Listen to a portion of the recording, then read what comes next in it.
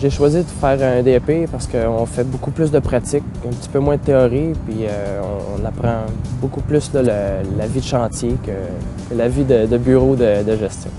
Ce qui m'a motivé à faire un DEP, c'était la formation concrète, la pratique. Il y avait vraiment là, 80% du programme, c'est vraiment, c'est pas de la théorie, c'est on touche vraiment aux matériaux, on fabrique. C'est ce que je trouvais vraiment intéressant. Je trouvais que ça nous préparait bien pour le métier.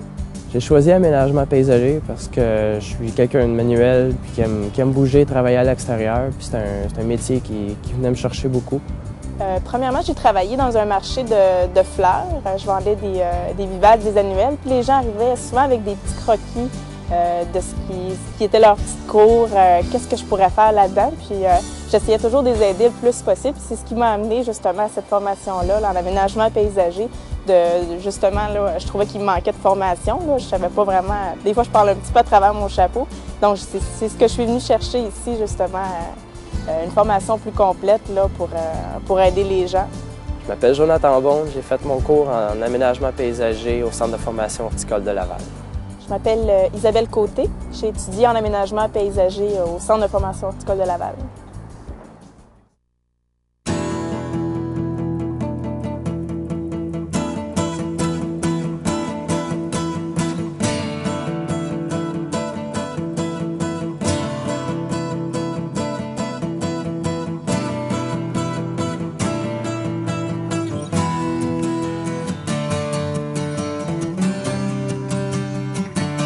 Dans l'aménagement paysager, les tâches sont...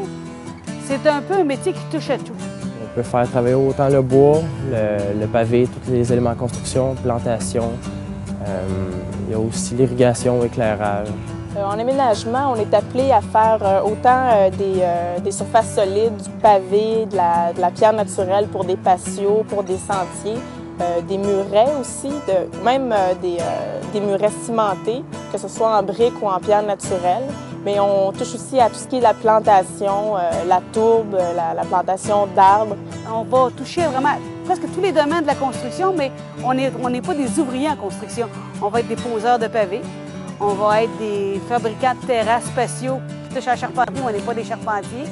On va tailler de la pierre, mais on n'est pas des maçons. Vraiment, l'étudiant a un vaste choix, il va toucher à tout, mais il n'est pas un spécialiste en rien, mais un spécialiste en tout. Ce travail-là nous procure vraiment un sentiment de liberté, surtout dans ce qui s'appelle tout ce qui est la création. On peut vraiment laisser aller notre imagination tant qu'on respecte les désirs du client et qu'on maintient le côté fonctionnel aussi de l'aménagement. Lorsque j'arrive chez un client, le plan est déjà tout fait avec les données précises, le choix des matériaux, les couleurs. Alors, moi, je fais l'achat des matériaux. Je réalise là, avec exactitude là, ce qui est demandé sur le plan au goût du client. Après ça, les limites sont vraiment très grandes, surtout avec toute la panoplie de végétaux qu'on peut utiliser, la panoplie de matériaux aussi. Moi, j'ai terminé mon cours en aménagement paysager en 2001. Puis présentement, je me trouve être entrepreneur en aménagement paysager. Puis, je suis spécialisé dans la coupe et la taille, installation de pierre.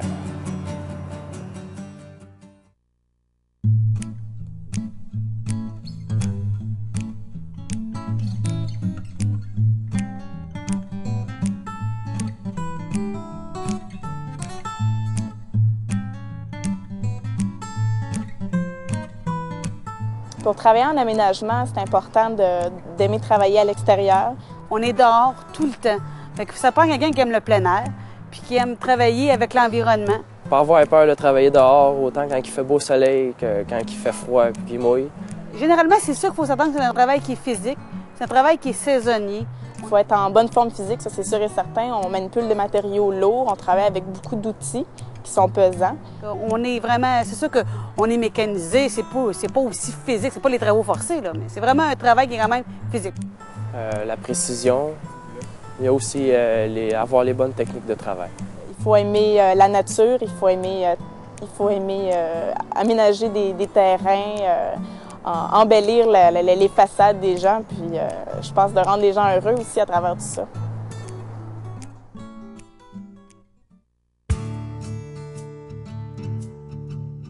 Le DEP en aménagement paysager, c'est 930 heures. Une formation qui est quand même très courte, très dynamique, très pratique, L'étudiant commence généralement à l'automne, fin août, début septembre, mais il arrive sur le marché du travail début mai. C'est vraiment là, quelque chose qui est très ciblé. La formation au centre de formation horticole se déroule de cette façon-là. On commence avec des cours théoriques qui se donnent en classe. On a une petite partie de cours théoriques pour nous plonger dans le métier un peu, nous montrer qu'est-ce qui nous attend. Puis ensuite, on s'en va en atelier ou en chantier pour réaliser la partie pratique. On voit beaucoup plus le concret, puis on applique ce qu'on a vu dans la partie théorique. On touche directement aux matériaux où on travaille en atelier aussi dans des locaux aménagés pour justement nous permettre de travailler à l'année. On touche pas mal à tout. C'est ce qui est agréable aussi, c'est ce qui nous prépare bien pour le métier. Le cours d'aménagement paysager, c'est découpé en 21 modules. 21 modules dans lesquels on a des modules qui sont vraiment axés vers les produits de béton, avec pose de pavé, coupe de pavé. Les élévations, la coupe et taille de matériaux comme la pierre, le pavé, la plantation. Construire des bassins, aménager des bassins, planter des arbres avec les tuteurs appropriés, de la façon appropriée. On apprend à aménager divers sentiers de diverses façons, de s'assurer que les marches soient ergonomiques pour l'usage des passants. On touche à pas mal tous les domaines qui peuvent être liés à l'aménagement paysager. C'est vraiment là, très diversifié, on s'ennuie pas. Ce qui est agréable ici à l'école, c'est surtout que les professeurs sont près de nous. C'est une petite école, ce qui permet d'avoir un contact direct avec tous les enseignants. Ils sont toujours là pour nous aider. La dynamique qu'on entretient avec les professeurs, c'est plus un aspect amical. Ils ont beaucoup d'expérience, les professeurs ici. Puis lorsqu'on a des questions, ils nous répondent aisément. Je suis très fière de ce que j'ai appris ici. J'ai appris à aider les gens en aménagement paysager. J'ai vraiment aimé ça. Je peux les conseiller adéquatement maintenant. Puis vraiment, si c'était à refaire, je le ferais sans hésiter. Ça m'a permis d'apprendre de nouvelles connaissances, connaître plus les matériaux, puis aussi d'avoir un œil plus critique là, envers les aménagements que d'autres paysagistes font.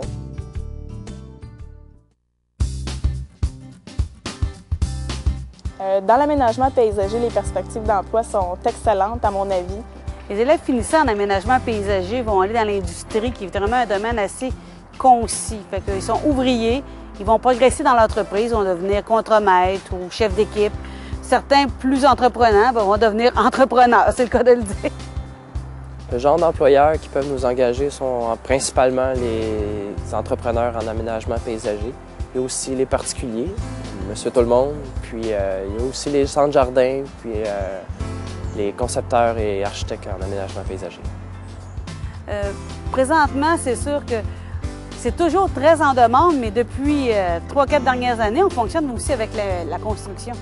On construit beaucoup, on aménage beaucoup. Et puis quand on va arrêter de construire, même si les gens disent « Ah, on va continuer à aménager » parce que les maisons sont déjà construites.